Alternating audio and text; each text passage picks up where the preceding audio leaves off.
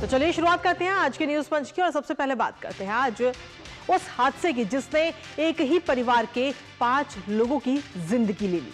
जी हां, इस भीषण आग ने 5 लोगों की जिंदगी अपने ले ली है और भीषण आग ये लगी थी शॉर्ट सर्किट के कारण और शॉर्ट सर्किट के बाद में इस आग में एक परिवार के 5 सदस्यों ने की जिंदगी ले ली है। इस खबर से जुड़े हुए तमाम अपडेट्स आपको दिखाएंगे, लेकिन उससे पहले तस्वीरों पर नजर डाल लेते हैं आग। तो ये तस्वीरें इस वक्त आपको दिखा रहे हैं जहां पर भीषण आग लगी थी और कारखाने की ये तस्वीरें हैं। जूता कारखाना ये चल रहा था और इसके साथ ही इस भीषण आग के बाद में कई सारी दमकल की गाड़ियां वहां मौके पर पहुंचती हैं और मौके पर पहुंचकर इस भीषण आग पर काबू पाया गया। फिलहाल ये 2 तस्वीरें आपको दिखा रहे हैं।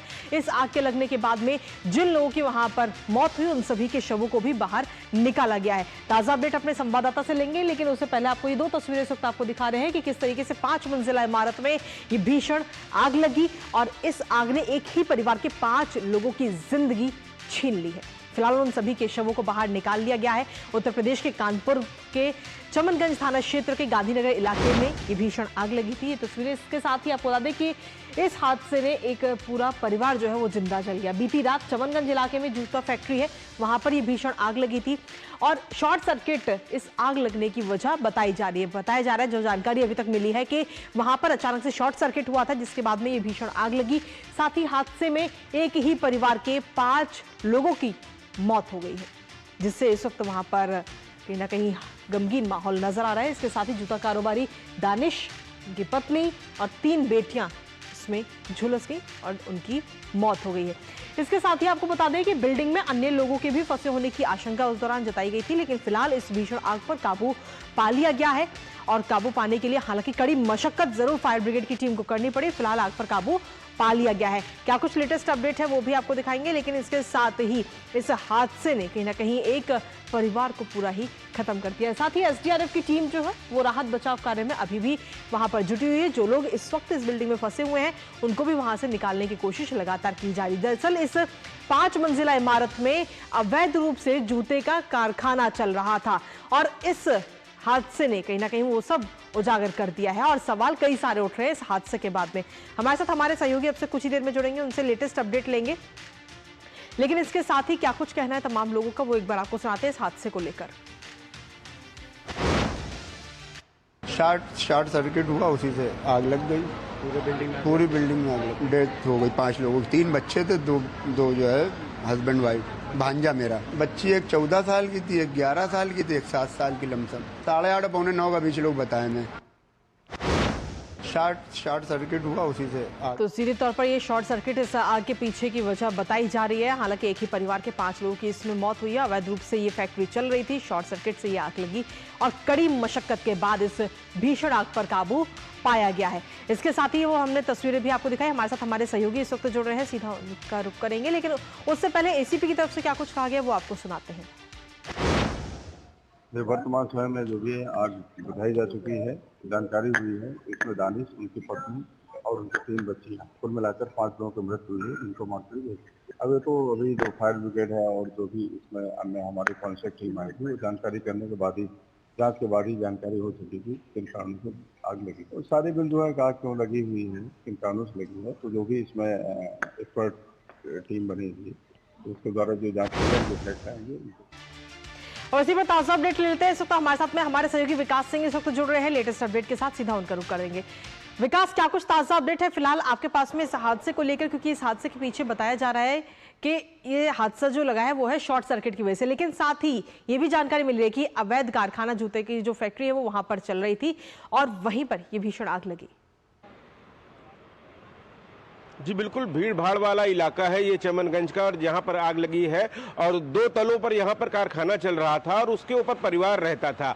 एक पूरा परिवार इस आग की चपेट में आ गया और उन लोगों की मौत हो गई। इन 5 लोगों की मौत इस बात को दर्शा रही है कि वहाँ पर किस तरीके से जो सुरक्षा के इंतजाम होने चाहिए थे, अगर कोई फैक्ट्री चल रही थी, क्या उनकी चेकिंग की गई थी, फायर विभाग की तरफ से वहाँ पर एनओसी दी गई थी कि नहीं दी गई थी। ये तमाम सारी बातें हैं जो जाँच का विषय है और जाँच के बाद ही घटना का पूरा कारण स्पष्ट होगा। घटना का जो कारण है वो निकलकर सामने आएगा। फिलहाल आग पे काबू पा लिया गया था। 8 बजे के तकरीबन यह आग लगी थी कल देर शाम।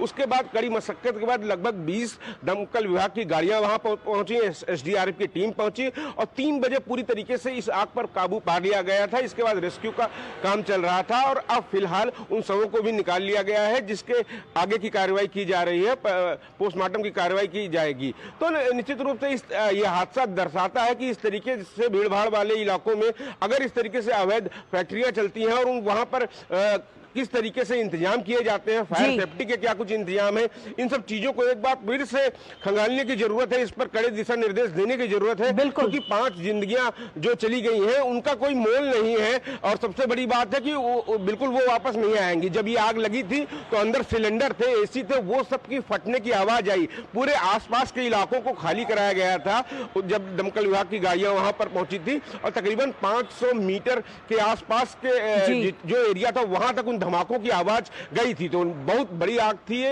अग्निशमन विभाग ने आग पर काबू पाया, एसडीआरएफ की टीम पहुंचती है वहां तत्काल रूप से। मुख्यमंत्री योगी आदित्यनाथ ने भी निर्देश दिए थे कि जल्द से जल्द इसमें राहत पहुंचाई जाए और वहां पहुंचकर आला अधिकारी पूरे मौके पर पहुंचे और वहां पर लोगों को किस तरीके से कोई सुविधा दे सकते हैं, इलाज की जो सुविधा दे सकते हैं, वो सारी चीजें व्यवस्थाएं की जाए वहां पर। फिलहाल अब जो आग का मुख्य कारण है जो वो तो फायर विभाग वहां पर जांच करेगा, उसकी जांच रिपोर्ट में आएगा। बिल्कुल, इसके साथ ही विकास, अब इस हादसे के बाद में सबक लेने की बहुत ज्यादा जरूरत है कि जितने भी इस तरीके के अवैध कारखाने वहां पर चल रहे हैं, मानव के खिलाफ चल रहे हैं, उनके खिलाफ जल्द से जल्द कार्रवाई होनी चाहिए ताकि इस तरीके का हादसा दोबारा ना हो। जी बिल्कुल, ऐसे जो हादसे होते हैं वो कहीं ना कहीं हमें एक सीख देके जाते हैं आगे के लिए कि ऐसी घटनाएं दोबारा पुनरावृत्ति ना हो। इसके लिए शासन की तरफ से निर्देश दिए जाएंगे और कहीं ना कहीं जो भीड़ भाड़ वाले इलाकों में जो अवैध फैक्ट्रियां चल रही हैं उन पर क्या कुछ कार्रवाई की जाएगी और खासतौर से वहां पर जो सुरक्षा के मानक तय किए जाते हैं, अग्निशमन विभाग के क्या कुछ उनका पालन किया जा रहा है कि नहीं किया जा रहा है। अगर नहीं किया जा रहा है तो उन फैक्ट्रियों को तत्काल सीज करने के आदेश दिए जाएंगे और जब तक नॉर्म पूरे नहीं हो जाते हैं सुरक्षा के, तब तक ऐसी फैक्ट्रियों को चलने नहीं देना चाहिए, क्योंकि जिंदगियों की बात होती है, जिंदगी अनमोल होती है।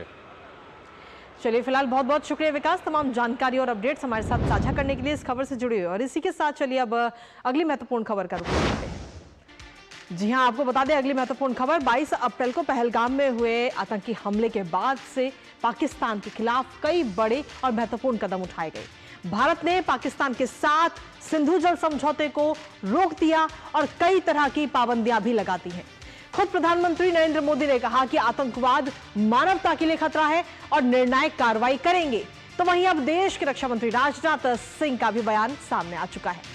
उन्होंने कहा कि देश जैसा चाहता है वैसा ही होगा। अब इस बयान के जरिए रक्षा मंत्री राजनाथ सिंह ने पाकिस्तान को सीधा